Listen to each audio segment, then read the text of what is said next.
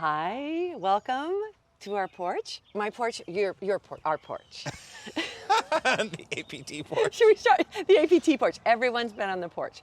And one of my favorite people, I know I said that about everybody, but everybody I interview, right? It's pretty great. They're pretty great. How long have we, I'm sorry, Daniele Tyler Mathews? This is who you are. You do this a lot? It's been a long week. We've been to a lot of late nights at Tech. So how long have you been working with us? 10 seasons over 12 years. And you started as an assistant costume designer. Yeah.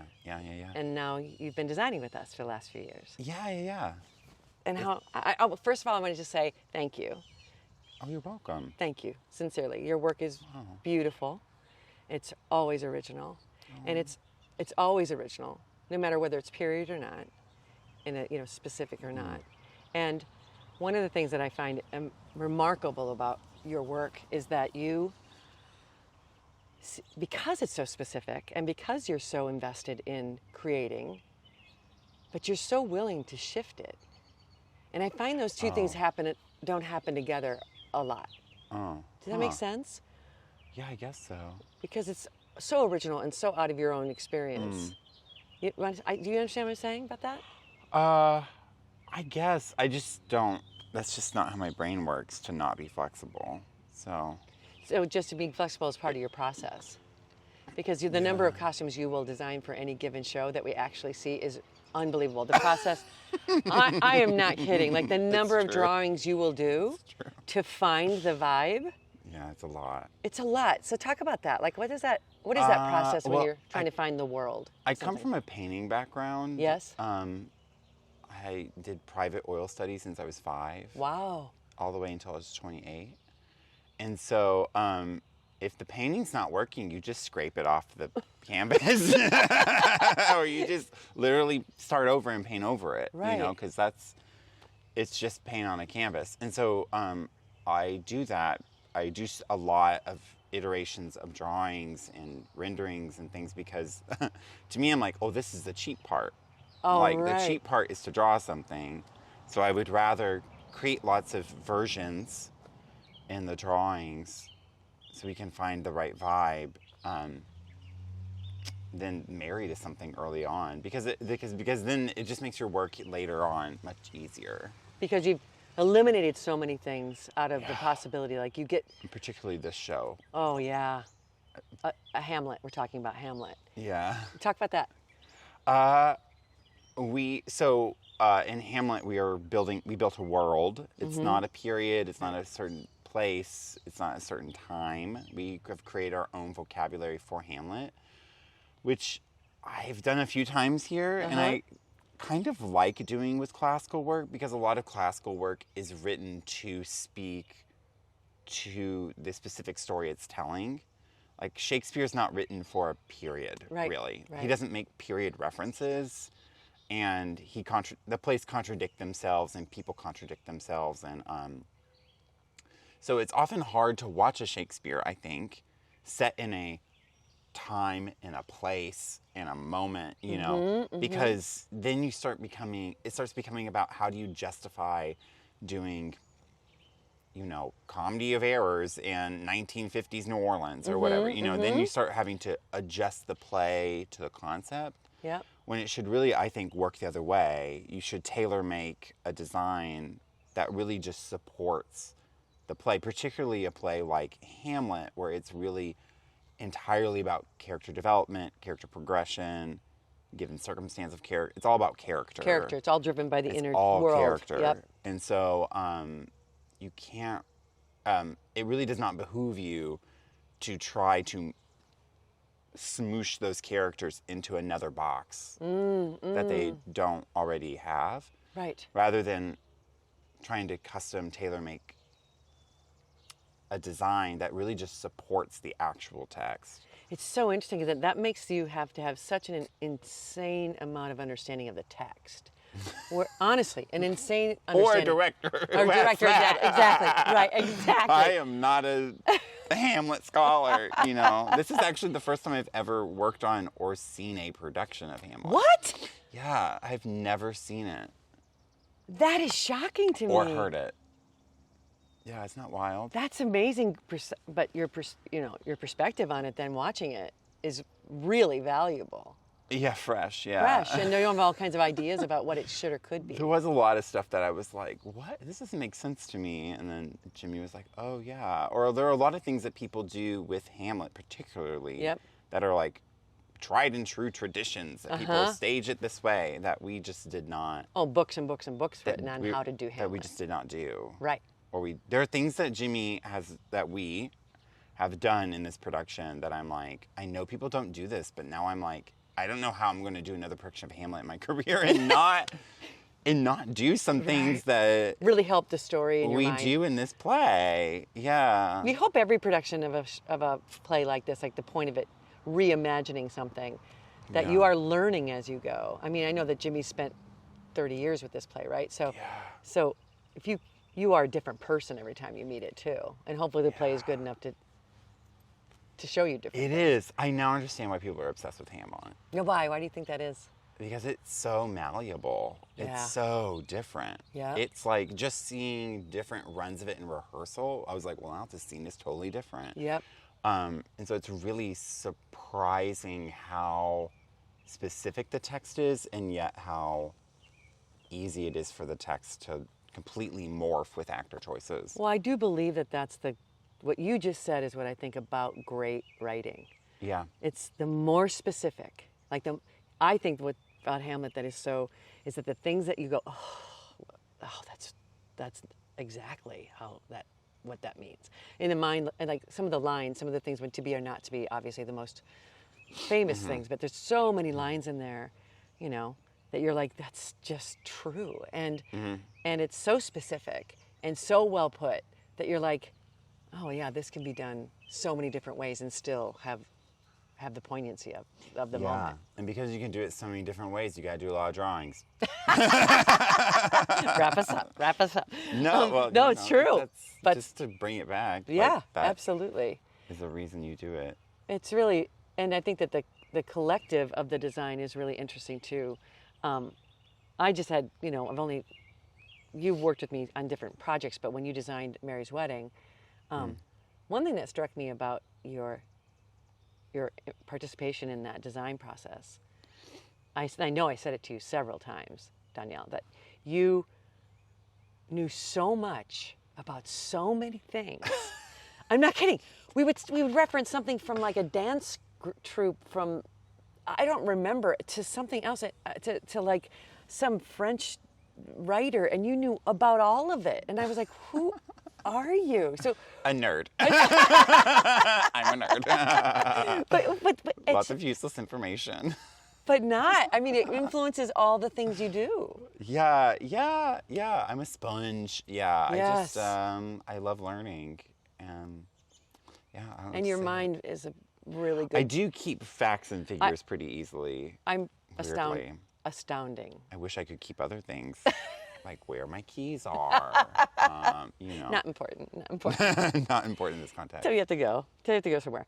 So when's the first time you heard about APT, or how did you hear about APT? I was working at the Utah Shakespeare Festival when I was a sophomore in college, and my best friend who was the stitcher next to me, had come here and was a first hand here for All's Well.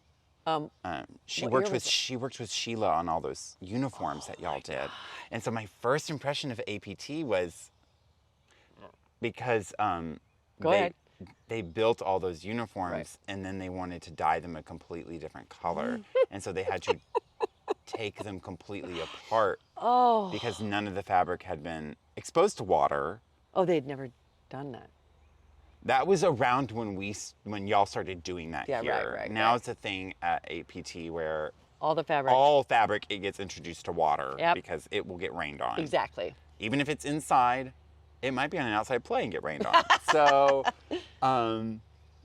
my first impression of APT was like, wow, that sounds awful. Let's go work there. But my friend Ellie did say to me, she was like, there's this place, it's called APT. This is your kind of people. You need to go to there. And she's like, you need to be an assistant. This job is perfect for you. You need to work there. And she'd only been here for one show. Wow. One season. And I was like, okay. And there was no job posting for an assistant costume designer. Because we just go out. So and I just cold sent my stuff. I was like, whatever, maybe something will happen. And Scott interviewed me, the costume director. He interviewed me, and then the assistant for Shrew backed out 2 weeks before design conference. I remember this now. I forgot that. Scott called me and was like, "Do you want to do it?" And I was like, "Yeah." Oh my God. So that's how I got to be here. And what Scott didn't know is I'd never professionally assisted somebody. Way to keep that under the rug. But I had designed a lot. Sure. And I think it's important. A good assistant is a good designer. Yep. So I knew how to support a designer because I knew what I wanted. Right. As a, you know. Yep. But How giant was, Shakespeare it was in the first slot, like. How did it go? How did that go? Yeah, for you. I felt like a Looney Tunes character, like riding a rickety minecart, you know. I had no idea what I was doing. You did, though. I mean, obviously, you came back. We had you back. Yeah. Yes, that is true. Yeah, I did come back the next year. Yeah, and consecutively 12 or back and forth? No, there were 2 years in there I was not here. So when your friend Ellie said, you're APT kind of person and an APT, what is that? Now that you've been here, what do you think she meant by that? I think she meant that you're somebody who's never satisfied until it's right. I think that's mainly what she meant. Right. But I think she also meant like you're a really honest, forthright, and sometimes blunt person about like what things are. Yeah. And I think generally people who work here are people who are extremely honest. Radical honesty is what Jimmy calls it. If you're not interested in that, it's kind of really hard to... It's a hard place to be. Yeah. Yeah, we try. I think love that's it. I love it. I love that people will be like, that's not really working. We don't all say it like that, do we? Kind of. Or I guess. something. Something like that. Yeah. But I mean, not to leave it go. I mean, yes. That's the big thing about my responsibility. My cat is just meowing. Sorry about Jax. Sorry. She's leaving now, maybe.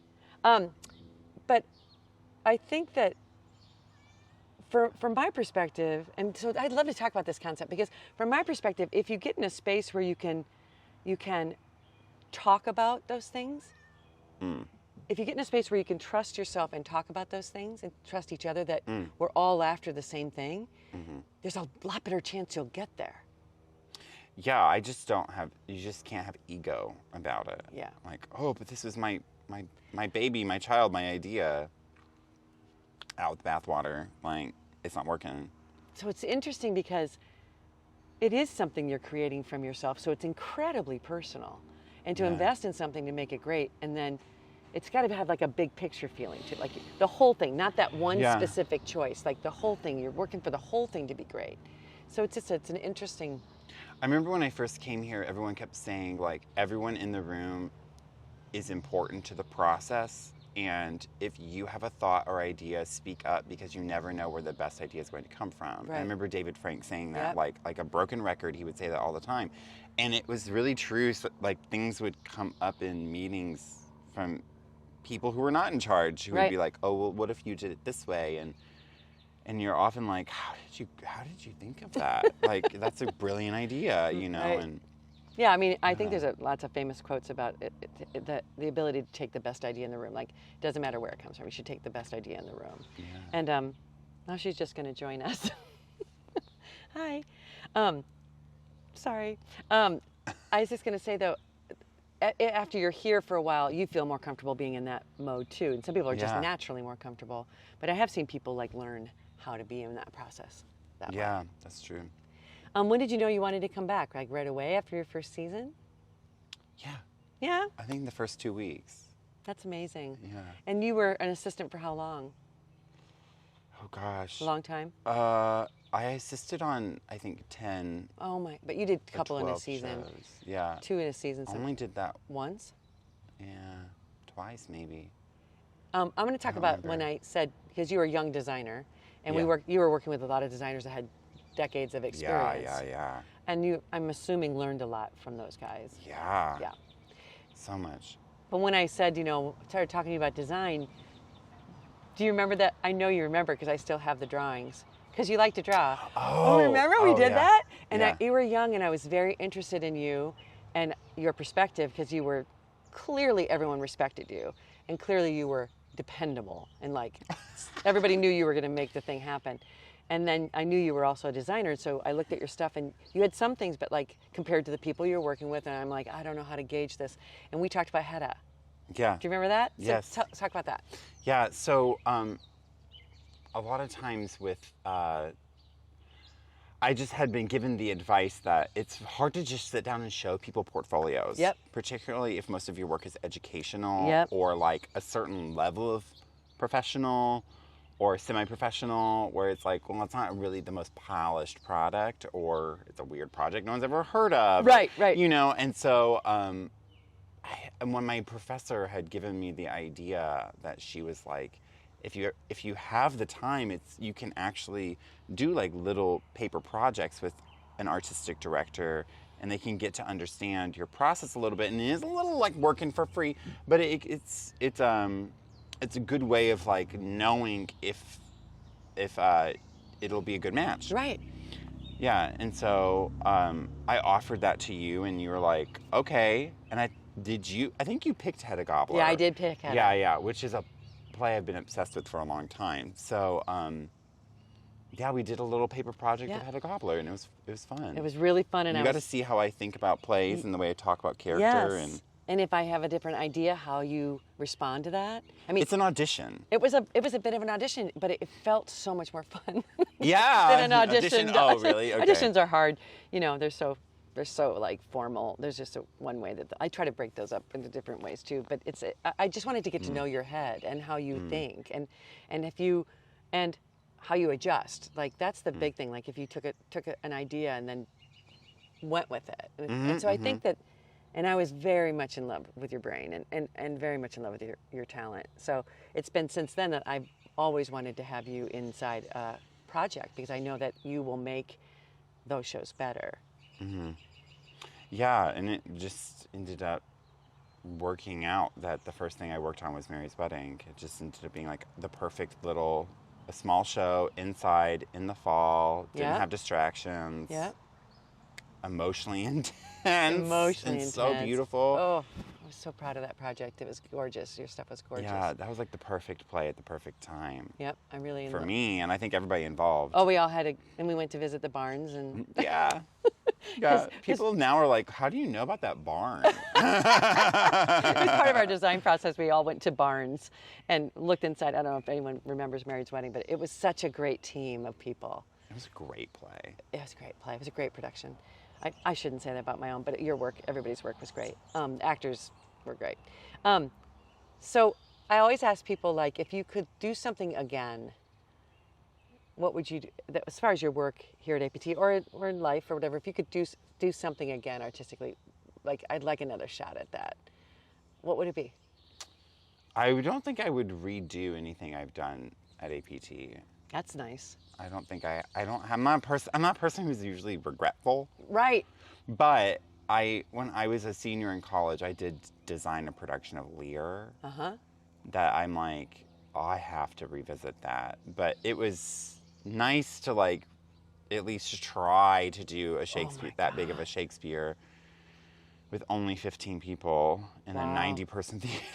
Oh my God. That play does not fit in a 90-person. No. He doesn't fit in a 90-person theater, let alone the rest of the play. It was kind of fun to do because it was directed by a voice and text coach. So it was really all about language, the voice and speech and the sound design of the voice and speech. And wow. So that was, but I need to, I have to come back to that. Well, you're going to have a lot of time to do Lear. Yeah, yeah. I mean, you got some time for that.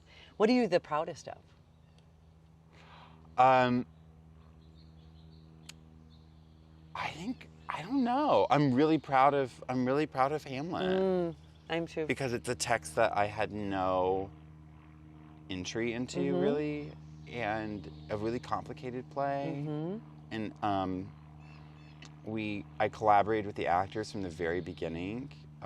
Some of them were like, I'm good, catch me at rehearsal, you know, and Right. some people wanted to be involved in it. And so it was a really challenging in a good way process. It was a really hard in a good way process. Right on. And I remember just being like, I'm not sure if this is going to look good. It looks good on paper, but that's when you build a world, you're like, oh, I don't know, maybe this will look discombobulated. Right. But I feel like the thing that it does for me is that it doesn't, like you said, put it in a specific, although I have references to specific in it. Yeah. And I kept thinking, how does that all fit together? But they're so character driven. The costumes are so character driven. Yeah. That I'm like, oh, I know why that guy's wearing that. It could be like, oh, why is Hamlet in a hoodie? But it just kind of works. Oh, and that's an interesting thing about that choice, I think, Yeah. where that choice came from. I think it has a lot to do with the actor themselves. Nate? Yeah. Yeah, that's true. Yeah, when he came in, I think to his first audition, he had sweats on. Yeah. He seems really comfortable in his own skin in those kind of clothes. It feels like to me. In this world, in this tailored, polished world, it does seem he's a little mad. He's walking around in his sweatpants and sweatshirts. Yeah. Yeah, exactly. Very well designed. They're not your average sweatpants or sweatshirt. Oh, that's by the true. way. Yeah. Oh, yeah. No, they're not. In fact, He's not. He's a prince. He's a prince. He would be wearing designer sweats. Yeah, which is kind of like why you're like, oh, I love him. He's comfortable. Oh, I kind of. Okay. You know. When John Langs worked here first time, he said, it feels a little bit, I think we talked a little bit about this, but you can talk a little bit more about it as far as from a costume perspective. He said the first year I went back to talk to him about being here again, and he said, yeah, I really felt proud of my work, but boy, it's like walking through fire to work there a little bit. And I always am curious, I mean, I know what I think he meant now, but what do you think he meant by that comment? I think somebody who is not used to being closely examined by a lot of people, and those people speaking back to you about their close examination, you could feel like you're walking over coals all the time, particularly I think if you're a director. Constantly being questioned, and you're never really knowing where the questions are coming from. Yeah. But you have to know it's all coming from a place of love. Right. And it's all coming from a place of making the work better. Right. And people are only asking questions because they want to know if there's an iceberg up ahead. Right. You know, it's all for the betterment of the project. It's not, no one's questioning you. Right. You know, they're questioning the choice. It's interesting, and questioning it while you're drawing is one thing. Questioning it when you get into a fitting or a rehearsal room is another thing, right? Yeah.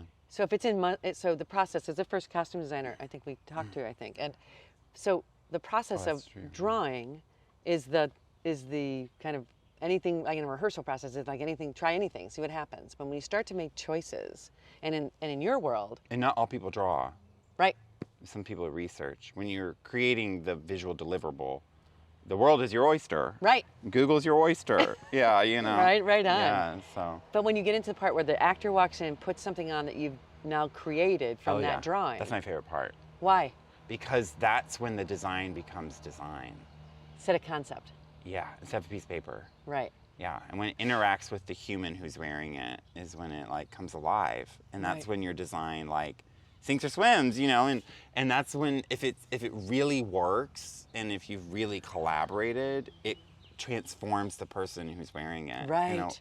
In a way that's makes you satisfied. Oh, it's so rewarding. Well, I have to tell you, the more people that are like, when people try on their costumes at APT sometimes, when they really love their costume, when they'll walk out of the fitting room and walk through and kind of.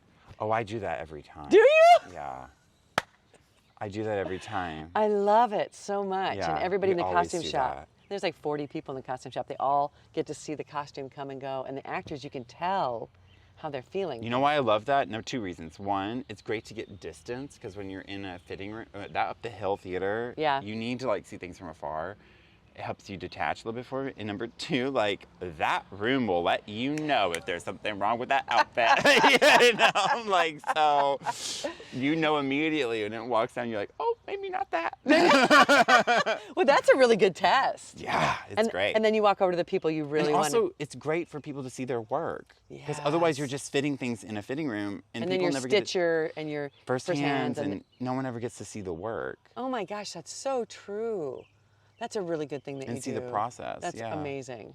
I just remember when I was a stitcher, I would always be like, well, I wish I could be in the fitting. And so it's a way of trying to like open up that process. Right.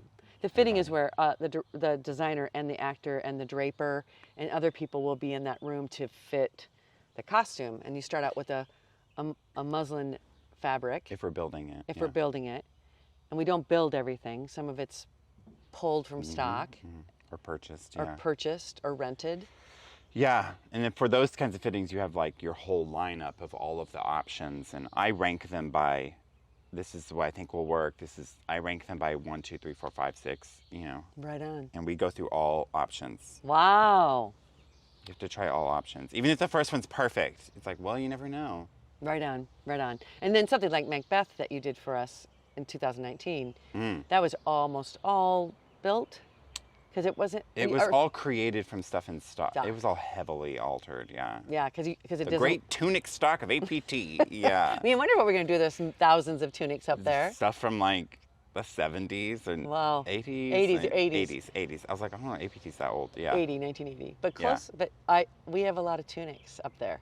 And a lot of them were in Macbeth. Macbeth, that's amazing. That's a really good thing to do with our stock. I mean, that's a great thing about the stock. I like looking in the refrigerator and seeing what is the main ingredient. Okay, so we had a train, and then we had a little break. We fanned ourselves. We're ready to go again. So I know you know this question is coming. I know you're a words person. I know you study a lot. You read a lot. What is your favorite word? Okay, I hate this question, Brenda, because I hate this question so much. There's so many words. Sure. And also, I'm like, there's so many words that aren't made yet. But I will say that my favorite thing in the world, my favorite place to be, is the 30 minutes at the end of the day before the sun is gone, and the 30 minutes at the beginning of the day when the sun is arriving. The twilight and dusk and dawn of the world. Because I love that it's a liminal space. And I love that it is, particularly at dusk, like, we are feeling a nostalgia because the day is over, but kind of an excitement because the night is starting. So I love that feeling of something wonderful was and something really great is about to happen too. And the bittersweet. And so I would say nostalgia is my favorite word. Yes, of course it is. Of course it is. And one of the reasons I love nostalgia is because where the word comes from. So it comes from the ancient Greek nostros and I think algos. I think you're right. I think that wrong. I think you're right. Well, someone will write on the comments if you're wrong. Nostros being like a home, and then algos being something like a yearning for a home. And so in ancient Greece, it was like a phrase created to describe, it's it's like the beginning of recorded history of there being militaries. And so people being sent off to other places that are not their home. Right. But then it was not a guarantee you were going to come back. Most likely not. So so we think nostalgia, we think bittersweet, we think people who just can't let go of the past. But really nostalgia in ancient Greece and ancient Rome and the ancient world was a longing for home and not knowing if you were ever going to have home again. Right. So there's that added element to it of that kicker of home is gone and home will never come back. So, and I love that because that is so much art in the world can be brought back to that understanding of the world. And I also think it's super interesting because in the 19th century, it was considered a medical condition, right? So nostalgia in this Greek understanding of it was considered an actual illness. Yeah, an actual illness that soldiers experienced was nostalgia. And so So, and I've never thought of it until you just said all this. I've never thought of it as an illness, but it is how nostalgia actually feel like we still experience it as an illness today, potentially. Totally, yeah, I do. I just think that's fascinating. I do. It's the way you feel when a relationship is ended. It feels the way you feel when a home burns down. It's Or the way a child leaves home for college. Or a child leaves home for college. Because they're never coming back to the Yeah, or way. even when a play is over and you know you're not going to be able to come back to see it. You know, it's like, wow, this play was a home and this home will never be again. It's my ephemeral. God. Well, it's also what we're experiencing so much through the pandemic because the actual acceptance and the reality and the acceptance of that reality that there's no normal, there's no going back, there's nothing good or possible about like that idea. Nostalgia gets locked in with that idea of like going back to what. I mean, I am Southern, and Southerners have an Orpheus complex, always wanting to look back, right? Like, don't look back, and yet they do. But it's also, nostalgia also like plays into heritage, and I'm a very future-looking person, right? But I do believe you have to understand where you've been in order to know where you're going. I think that's really interesting in almost every aspect of life, because every time I think, why is this happening? It's because it's something I've not fully examined, fully learned how to accept, fully address in my life, right? Yeah. It's also interesting in the context of Hamlet because it was the beginning of writing about our consciousness, like in a real like embodiment in the human psychological way. Yeah, before psychology was really a thing. Exactly. So the fact that all the plays that came after that have a understanding what Hamlet was and did, even if you are not a fan of the play, understanding that in order to look at the dramaturgy since then is really fascinating. Yeah. And the people who want it to be the way it always was, especially around Hamlet, we just talked about before, is not actually the thing, right? It's about understanding that it can never be what that play was before. It is what it is now. Yeah, that's nostalgia. That's nostalgia. I will say, just as a side note, that nostalgia was a racially exclusive term in the 19th century. And the people... How'd they do that? There were white people who believed that non-white people could not experience nostalgia.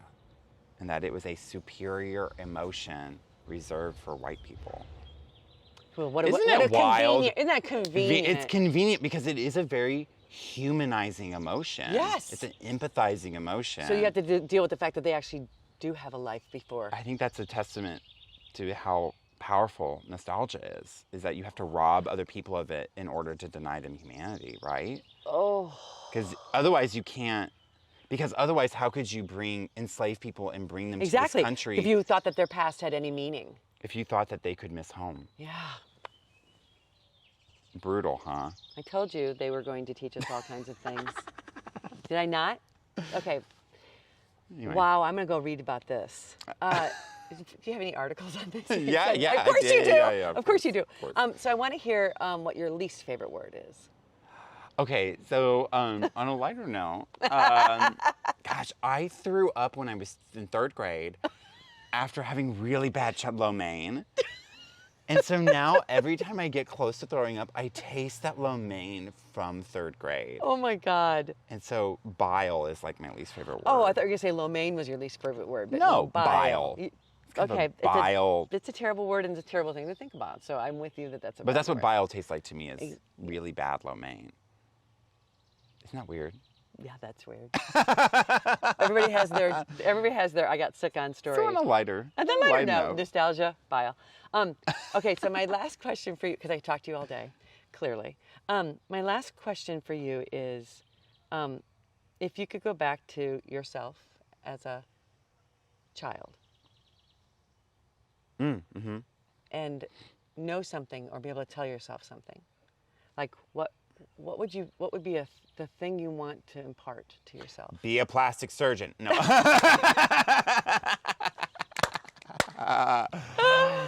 Oh my God. I think I spent, a lot of times people say things that are affirming to their young selves. And I think I would tell myself, because I've only recently come into my own on this. Right. I really struggled a lot as a kid, being a kid who did a lot of things. Like I did painting, I did piano, I was in choir, I did ballet, I was in theater, did geography B. I did so much as a kid, which really was a coping mechanism for a lot of things going on in my life. But Sure. I had a lot of people telling me, well, you'll be a jack of all trades and a master of none. Like a lot of people telling me you need to focus on one thing in order to be good at it. And as an adult, as a fully fledged adult who's past 27 and now my prefrontal cortex is fully formed, I understand now that actually I can be excellent at all of those things. And all of those things can inform me. And all of those things do inform you. Yeah, and they can all take place in like costume design or any of the other things that I do. And they're all valuable. And the experience is very valuable. And you can come back to them. And the pandemic really taught me that, because I sort of lead this multifaceted life as a costume designer and a drag artist and a person who makes custom clothes for people. And I was grateful for that multifaceted life in the pandemic, because I was able to pivot income. I was able to pivot my creativity. I was able to just let my soul survive, because I had other things to do, you know. And what I find fascinating about you, Danielle, is that nothing ever looks like it's being done in any kind of. It's being done as in excellence. It's being done with every part of you. It's being done with the kind of integrity you bring. Nothing feels haphazard or I have to. It all, when you get your head around it, it all feels life affirming. All feels life giving. All feels like it's a part of you. That I watched you online a lot during the pandemic, and I kept thinking everyone was suffering, and you were suffering as well. But the way you transform that into productivity that isn't just about survival, it's about your creativity. I mean, and about who you are. And I find, I mean, we always say, I contain multitudes, whatever that phrase, right? That quote. You contain multitudes of multitudes in a way that is extraordinary. Oh, that's sweet of you to say, because I feel like it's boring over here. Okay, that's not why we interviewed you, clearly. No, there's nothing boring about you. There's nothing boring about you. I'm always better when I leave a conversation with you. Well, thank you. I think, I was raised in Alcoholics Anonymous, and I'm very proud of that. And I'm very proud that my parents are recovering alcoholics. And my parents are two of the smartest, emotionally intelligent people I've ever known and will ever know. And I grew up, like my babies, when we didn't have a babysitter, I would go to the AA meeting.